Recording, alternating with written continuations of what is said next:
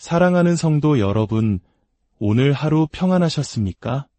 분주한 일상 속에서 잠시 멈추어 우리 영혼의 안식처이신 하나님 앞에 나아가는 이 시간이 참으로 귀하고 소중합니다. 혹시 마음속에 이유를 알 수 없는 불안감이나 의심의 그림자가 드리울 때가 있으신가요? 마치 보이지 않는 적이 쏘아대는 화살처럼 우리의 마음을 흔들고 평안을 빼앗아 가려는 순간들을 마주할 때가 있습니다. 오늘 우리는 바로 이 영적 전쟁에서 우리를 지키는 가장 강력한 무기 중 하나인 믿음의 방패에 대해 함께 말씀을 나누고자 합니다. 오늘의 말씀이 여러분의 마음에 큰 위로와 힘이 되리라 믿습니다. 이 은혜로운 말씀을 더 많은 분들과 나누기 원하신다면 구독과 좋아요를 통해 이 채널을 응원해 주십시오.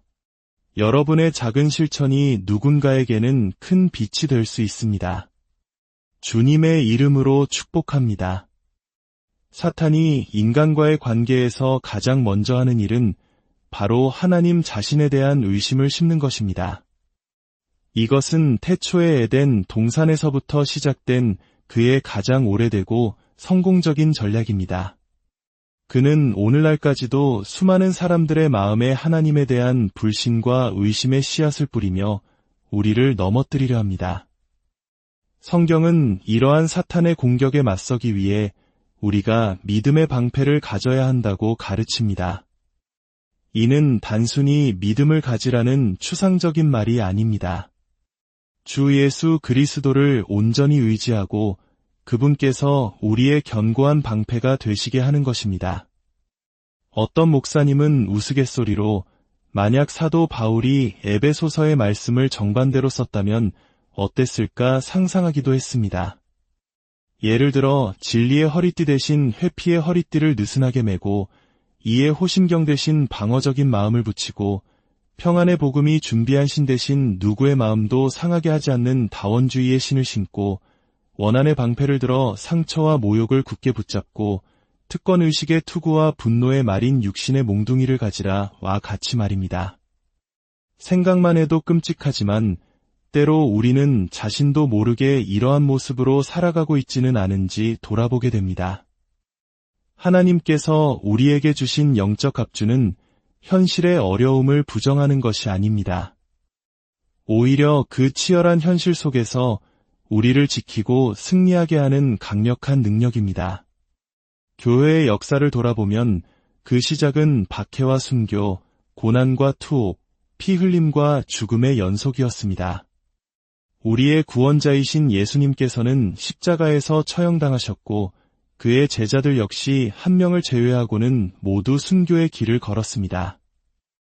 초기 기독교 수백 년 동안 성도들은 신앙을 지킨다는 이유만으로 말로 다 할 수 없는 핍박을 견뎌야 했습니다. 이는 마치 우리 대한민국의 초기 기독교 역사와도 같습니다. 수많은 순교자들의 피와 땀 위에서 오늘날 우리의 믿음이 세워졌듯이 믿음의 선배들은 굳건한 믿음으로 모든 고난을 이겨냈습니다. 지금까지 우리는 진리의 허리띠, 이의 호심경, 평안의 복음의 신에 대해 알아보았습니다. 그리고 오늘 에베소서 6장 16절은 이렇게 말씀합니다. 모든 것 위에 믿음의 방패를 가지고 이로써 능히 약한 자의 모든 불화살을 소멸하고 모든 것 위에 라는 말씀에 주목해야 합니다. 믿음은 모든 영적 무장의 핵심 열쇠입니다. 이 방패는 악한 자가 쏘는 불화살이 우리의 심장에 닿기 전에 막아내고 꺼버리기 위해 주어졌습니다. 그러므로 성경은 다른 어떤 것보다도 믿음의 방패를 잊지 말라고 강조하는 것입니다. 그렇다면 이 방패의 목적은 무엇일까요? 바로 사탄이 쏘는 불화살을 막는 것입니다. 고대 전쟁에서 불화살은 두 가지 형태로 사용되었습니다. 하나는 화살촉에 맹독을 바르는 것입니다. 이 독화살이 피부에 살짝 스치기만 해도 독이 온몸에 퍼져 고통스러운 죽음을 맞이하게 됩니다. 또 다른 하나는 화살에 기름이나 역청을 묻혀 불을 붙여 쏘는 것입니다. 이 불화살은 적진에 떨어져 모든 것을 불태워버리는 파괴적인 무기였습니다. 로마 군인들은 이러한 불화살 공격에 대비해 자신들의 방패를 물에 흠뻑 적신 동물의 가죽으로 덮었습니다. 불화살이 날아와 방패에 박히는 순간 젖은 가죽이 그 불을 즉시 꺼버렸습니다. 사탄이 우리에게 쏘는 불화살도 이와 같습니다. 그것은 우리를 향한 모든 종류의 공격을 의미합니다.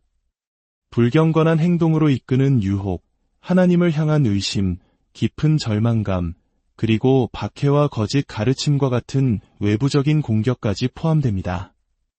사탄의 화살통에 있는 대부분의 화살은 이렇게 불이 붙어 있습니다. 그 목적은 단 하나, 우리 마음에 스트레스를 주고 영혼을 침체시키며 관계와 일, 그리고 우리 자신에 대한 실망감을 안겨주는 것입니다. 설령 그 첫 공격의 충격이 지나갔다 할지라도 그 고통의 여운은 오랫동안 우리 마음속에 남아 상처를 곪게 만듭니다. 흥미로운 점은 로마 군인들이 방패를 사용할 때 혼자 사용하지 않았다는 것입니다. 그들은 방패를 서로 단단히 맞대어 거대한 방패벽을 만들었습니다. 이 인터라킹, 즉 서로 맞물리는 방패 진영은 개인을 보호할 뿐만 아니라 부대 전체를 보호하는 강력한 방어선이 되었습니다. 이것이 우리에게 주는 영적인 교훈은 무엇일까요? 믿음의 방패는 공동체 안에서 함께 사용할 때 더욱 강력해진다는 것입니다. 교회 공동체, 소그룹 모임 안에서 우리는 서로의 방패를 연결하여 적의 공격으로부터 서로를 보호합니다. 영적 전투에서 혼자 싸우는 외로운 늑대는 없습니다. 보호받기를 원한다면 공동체와 함께하고 부대와 함께 행진하며 가족처럼 살아야 합니다. 서로의 등을 지켜주며 함께 싸울 때 우리는 비로소 승리할 수 있습니다. 더 놀라운 것은 이 믿음의 방패가 가진 잠재력입니다. 성경은 이 방패로 악한 자의 대부분의 불화살을 끌 수 있다고 말하지 않습니다. 모든 불화살을 소멸할 수 있다고 약속합니다. 이 모든 이라는 단어는 말 그대로 전부를 의미합니다. 하나님께서 우리에게 주신 믿음의 방패는 사탄이 어떤 강력한 공격을 해오더라도 그것을 모두 막아낼 만큼 충분하고도 완벽합니다. 사도 요한은 요한일서 5장 4절에서 이렇게 선포합니다. 세상을 이기는 승리는 이것이니 우리의 믿음이니라. 왜냐하면 믿음은 우리를 하나님과 생명력 있고 깊은 연합으로 묶어주기 때문입니다. 여기서 믿음은 단순한 지적 동의가 아닙니다. 그것은 믿음 더하기 신뢰입니다. 하나님이라는 인격과 그분의 말씀을 온전히 의지하고 그 안에서 안식하는 것입니다. 그렇다면 사탄이 가장 자주 사용하는 불화살은 무엇일까요? 성경 연구에는 최초 언급의 법칙이라는 것이 있습니다. 성경에서 어떤 사건이 처음 언급될 때 그것이 그 주제의 본질적인 성격을 규정한다는 원칙입니다. 사탄이 인류와 처음 관계를 맺은 창세기 3장, 아담과 하와의 유혹 장면으로 돌아가 봅시다. 뱀의 형상으로 나타난 사탄은 하와에게 첫 번째 화살을 던집니다. 그 화살은 바로 의심이었습니다. 하나님이 참으로 너희에게 동산 모든 나무의 열매를 먹지 말라 하시더냐? 이 질문은 하나님의 선하심과 신실하심에 대한 의심을 교묘하게 심는 공격이었습니다. 그리고 하와의 마음이 흔들리자 사탄은 더 강력한 두 번째 화살을 쏩니다. 바로 부인과 기만의 화살입니다. 너희가 결코 죽지 아니하리라. 너희가 그것을 먹는 날에는 너희 눈이 밝아져 하나님과 같이 되어 선악을 알 줄 하나님이 아심이니라. 사탄은 처음부터 하나님의 말씀을 정면으로 부인하지 않습니다. 먼저 의심의 화살로 우리의 마음을 무르게 한 뒤 결정적인 부인의 화살을 쏘아 우리를 넘어뜨립니다. 사탄의 첫 번째 공격이 의심이라면 그것을 막는 우리의 첫 번째 방어는 당연히 믿음의 방패여야 합니다. 예수님께서도 광야에서 시험 받으실 때 이 믿음의 방패를 사용하셨습니다. 사탄이 내가 만일 하나님의 아들이어든 명하여 이 돌들로 떡덩이가 되게 하라고 유혹했을 때 예수님께서는 신명기 말씀을 인용하여 기록되었으되 사람이 떡으로만 살 것이 아니요 하나님의 입으로부터 나오는 모든 말씀으로 살 것이라고 대답하셨습니다. 예수님께서는 하나님의 말씀을 통해 사탄의 모든 공격을 막아내셨습니다. 만약 우리의 영적 생존이 신명기 말씀을 얼마나 잘 아느냐에 달려있다면 우리는 과연 얼마나 버틸 수 있을까요? 믿음의 방패는 하나님의 말씀을 아는 지식과 함께 우리의 삶 속에서 차곡차곡 쌓아가는 것입니다. 마지막으로 이 방패의 소유에 대해 이야기해야 합니다. 하나님께서 이 방패를 하늘에서 뚝 떨어뜨려 주시는 것이 아닙니다. 성경은 믿음의 방패를 가지라고 명령합니다. 우리가 5년, 10년 신앙생활을 잘했다고 상으로 주어지는 것도 아닙니다. 가지는 주체는 바로 우리 자신, 영적 군인인 우리입니다. 우리는 믿음을 스스로 취하고 소유하고 사용해야 합니다. 이는 곧 하나님의 진리를 우리 것으로 만들어야 한다는 의미입니다. 믿음은 행동할 때 비로소 진정한 믿음이 됩니다. 하나님이 누구신지, 그분이 우리에게 어떤 약속을 주셨는지에 대한 진리로 우리 자신을 무장해야 합니다. 사탄이 어떤 공격을 해오더라도 그에 맞는 적절한 말씀과 진리를 사용하여 그를 물리칠 수 있어야 합니다. 성령의 검, 곧 하나님의 말씀은 우리가 가진 유일한 공격 무기입니다. 성경 전체가 우리의 무기고라면 그 안에는 수많은 검들이 있습니다.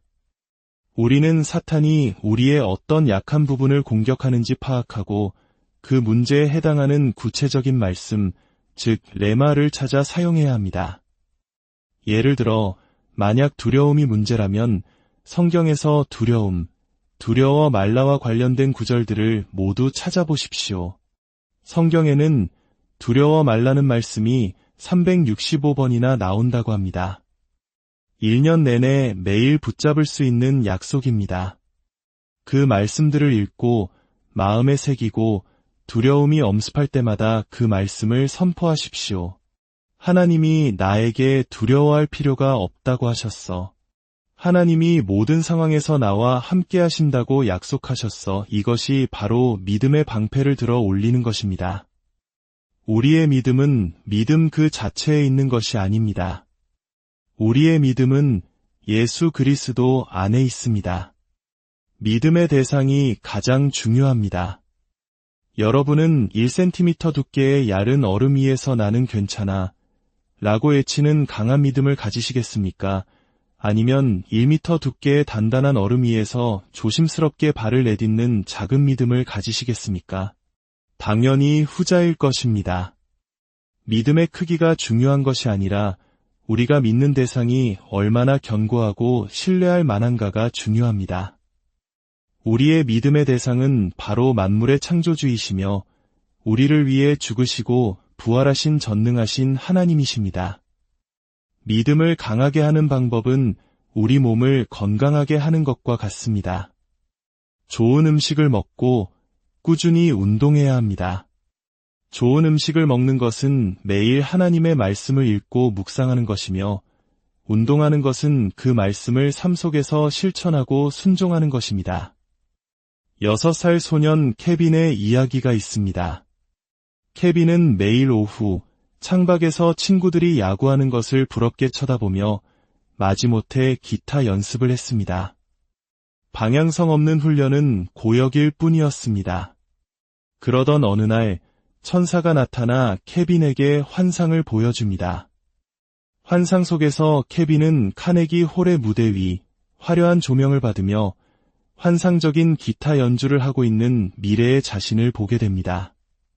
그의 손가락은 물 흐르듯 현란하게 춤을 추고 있었고 그 아름다운 선율의 넋을 잃고 바라보던 케빈은 나지막이 감탄합니다.